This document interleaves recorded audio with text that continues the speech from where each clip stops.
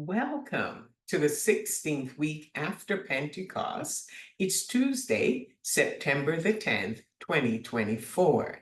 This is the Manna at the Tap podcast, where we as a community actively seek the spiritual nourishment our souls crave.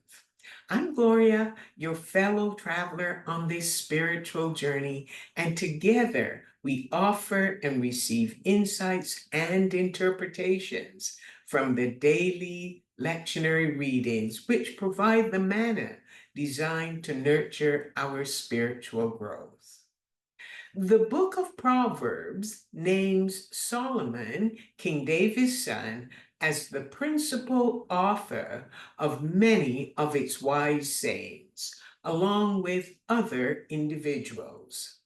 At Solomon's coronation, when God appeared to him in a dream and asked what he wanted, he responded by asking for wisdom to rule over God's people, which pleased God. The book of Proverbs is structured with numerous short instructions for living a practical life through the path of wisdom. And the book's theme is stated in Proverbs 1, verse 7. The fear of the Lord is the beginning of knowledge, but fools despise wisdom and instruction. Now, the fear of the Lord does not mean we are to be afraid of the Lord, but it means living life in light of what we know of God and depending on Him with humble trust. It is then and only then that we will discover knowledge and wisdom. Today's lectionary reading is Proverbs chapter 11, filled with common sense advice critical to a successful life. Solomon will continue to present a variety of contrasts throughout the text.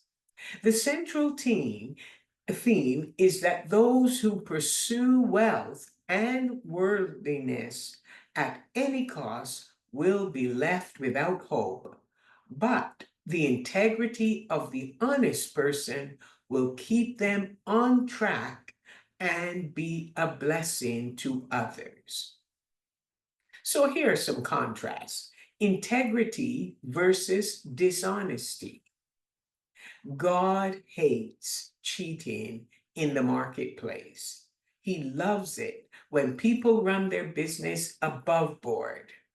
Dishonest traders would falsify their scales to cheat their customers out of the total weight of the product they were purchasing, while inwardly they were mocking God. In the end, they would suffer the consequences for their greed, but the integrity of the person who had embedded in their conscience to be honest stayed on the right path, saving themselves from gaining a bad reputation. The next topic, trusting in wealth versus trusting in God. When life falls apart, a wealthy person's confidence in uncertain riches will be of no help. But the person in a relationship with God and who trusts God will be saved from much trouble. Wise talk versus foolish talk. The person who is a hypocrite will use words to destroy their neighbor, and they are always ready to accuse and destroy the peace of the innocent so as to cover their own character. Sincere love seeks to build others up and not destroy them. Security for debt. Pledging security and accepting liability for a stranger's debt without seeking counsel from those who can help you discern differences can lead to a person suffering a significant loss. However, when decisions are made, one can avoid poor judgment by engaging the help of wise counsel and following their direction. Blessings of the righteous versus harm done by the wicked. The world of the generous grows larger and larger, and God is delighted and honored by their obedience.